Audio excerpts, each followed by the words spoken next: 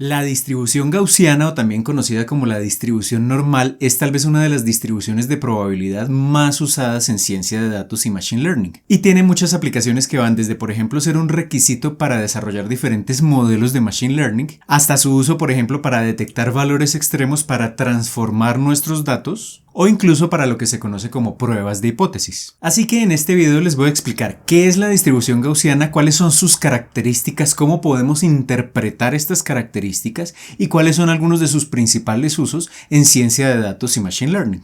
Y recuerden que si les gusta este tipo de contenido que vengo haciendo, desde ya los invito a darle un pulgar hacia arriba de me gusta a este video y a que lo compartan con todos sus amigos y conocidos, pues esto me va a ayudar un montón a seguir llevando este contenido cada vez a más y más personas. Y si aún no lo han hecho, los invito a suscribirse al canal y activar la campanita para que YouTube les notifique cada vez que publique un nuevo video.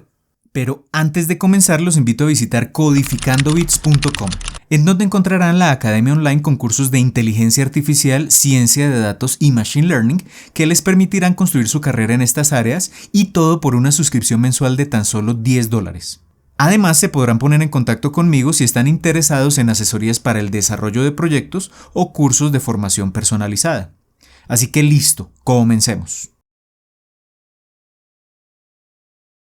Muy bien, comencemos entendiendo de manera intuitiva qué es esto de la distribución gaussiana. Y para entender esto, tenemos que recordar un concepto que es la distribución de probabilidad. De la distribución de probabilidad les hablo en un video anterior, pero la idea básica es que en el mundo real, cuando manipulamos datos, esos datos hacen parte de lo que se conoce como una variable aleatoria.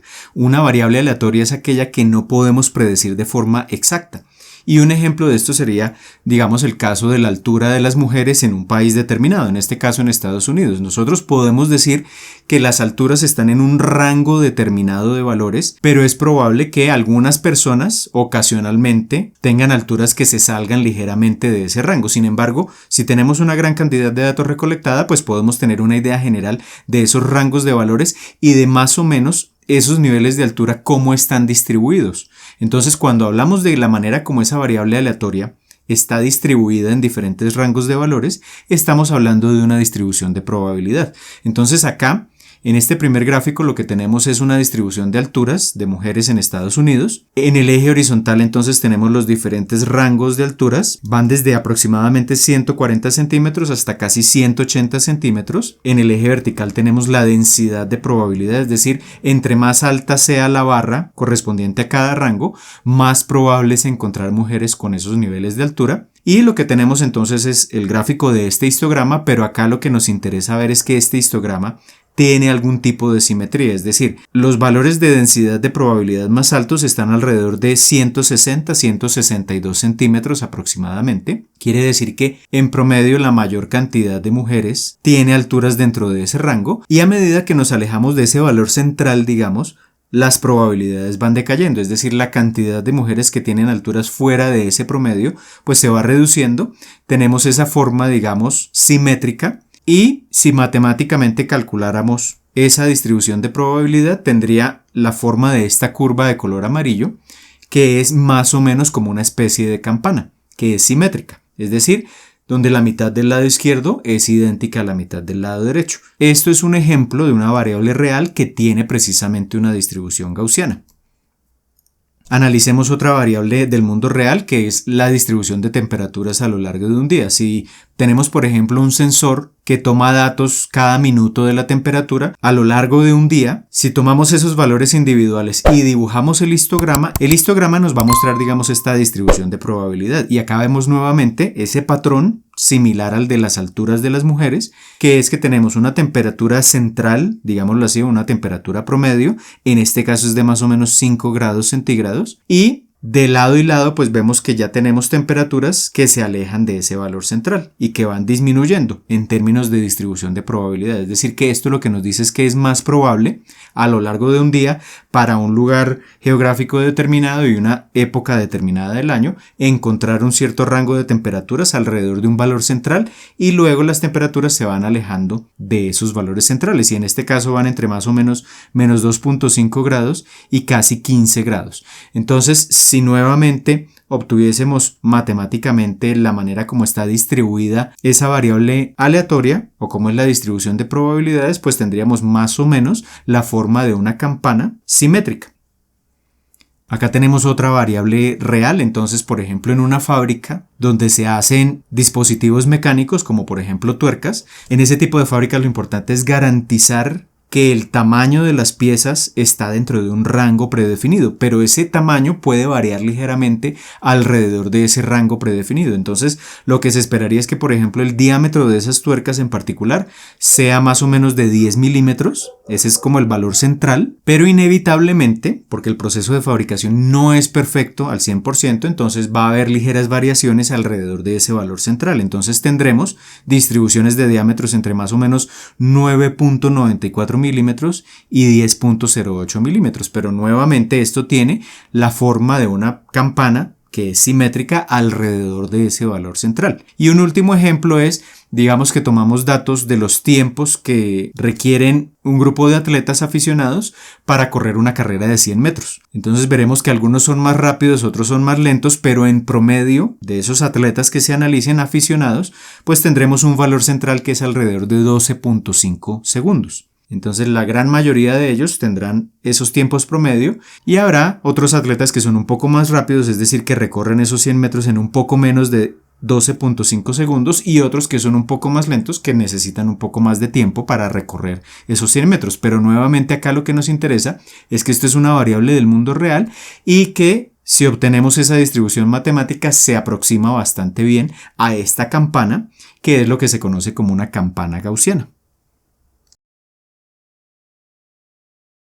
Muy bien, entonces con los ejemplos que vimos anteriormente ya tenemos una idea intuitiva de lo que es la distribución normal o la distribución gaussiana y entonces ya la podemos definir de manera formal. Una distribución gaussiana es una función matemática que nos describe la distribución de probabilidad de una variable aleatoria.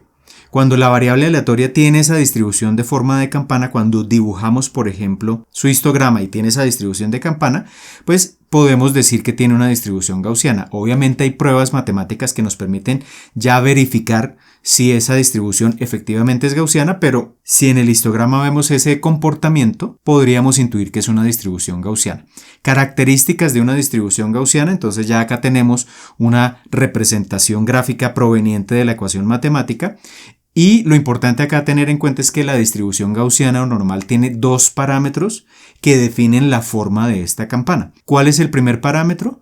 Mu, que es la media o el valor central de esa distribución. Acá tenemos nuestra distribución gaussiana en color azul.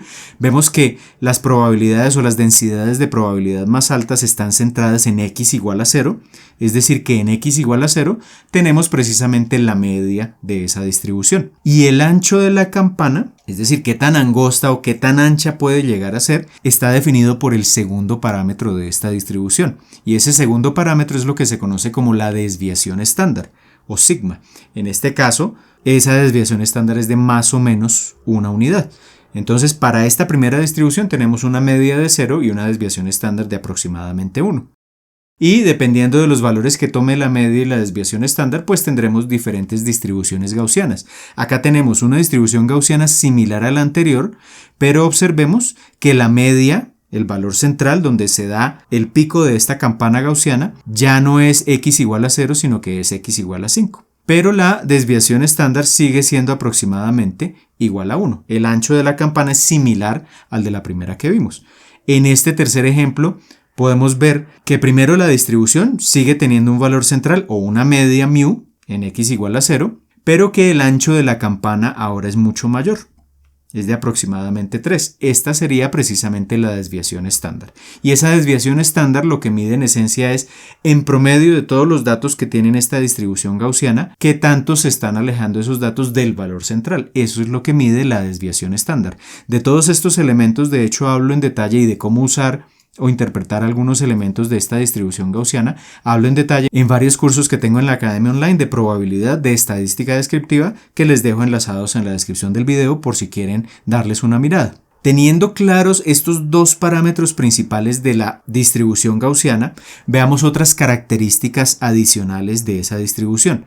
La primera de ellas es que, como la curva que tenemos acá dibujada, que es la campana gaussiana, nos muestra una densidad de probabilidad. Si yo calculo el área bajo la totalidad de esta curva, que es la región en rojo que aparece acá en el gráfico, pues lo que vamos a tener es un área exactamente igual a 1 o al 100%. Es decir, el área bajo la curva lo que me va a indicar es la probabilidad de encontrar un dato dentro del rango de valores donde estoy calculando el área. Como estoy calculando el área de toda la curva, pues esa probabilidad tiene que ser exactamente igual a 1 o del 100%. Eso es lo que indica esa área bajo la curva. Pero entonces la distribución gaussiana, dada la simetría que vemos acá, observemos que es totalmente simétrica con respecto a la media, pues tiene unas características importantes que son muy usadas, por ejemplo, cuando vamos a detectar valores extremos o en pruebas de hipótesis. ¿Cuáles son esas características importantes? Por ejemplo, si tomamos el valor central, mu, y nos movemos del lado izquierdo una desviación estándar, es decir, mu menos sigma, y hacia el lado derecho, mu más sigma, si la distribución es normal, siempre el área dentro de esos dos extremos, desde mu menos sigma, es decir, la media menos una desviación estándar, hasta mu más sigma, es decir, la media más una desviación estándar, el área siempre va a ser el 68% del total de la probabilidad, es decir, 0.68. Y si nos movemos no una desviación estándar a izquierda y a derecha, sino que nos movemos dos desviaciones estándar, es decir, mu menos 2 sigma a la izquierda y mu más 2 sigma a la derecha, siempre, si tenemos una distribución normal o gaussiana, el área va a ser 95.4% o 0.95 en términos de probabilidad. Y si nos movemos no 2 a izquierda y a derecha, sino 3 desviaciones estándar, siempre el área cubierta va a ser 99.7%. Esto siempre se va a cumplir cuando sepamos que la variable que estamos analizando tiene una distribución gaussiana. Por ejemplo, este principio del área bajo la curva es importante en las pruebas de hipótesis. De hecho, también en la academia actualmente estamos en un curso donde estamos realizando pruebas de hipótesis que se conocen como paramétricas, que hacen uso de este principio, como las pruebas Z, la prueba T, el análisis de varianza, y que son usadas en ciencia de datos y machine learning. Entonces les dejo por acá arriba enlazado ese curso por si quieren darle una mirada. Este es un principio que podríamos usar en las pruebas de hipótesis y este mismo principio del área bajo la curva lo podemos usar para detectar valores extremos. Entonces, por ejemplo, si encontramos un dato que esté por fuera de este rango de mu menos 3 sigma o mu más 3 sigma, que esté mucho más del lado izquierdo o mucho más del lado derecho, pues es poco probable que haga parte de esa distribución gaussiana, porque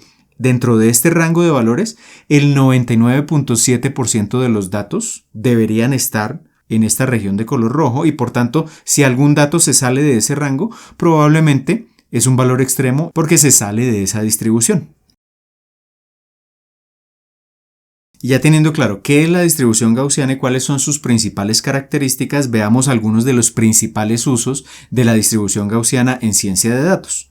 Uno de ellos es la transformación de datos. Entonces, ¿qué pasa, por ejemplo, si tenemos unos datos originales como los que están dibujados acá del lado izquierdo, donde cuando dibujamos su distribución vemos que no tiene una forma gaussiana, esto tiene un sesgo hacia el lado izquierdo?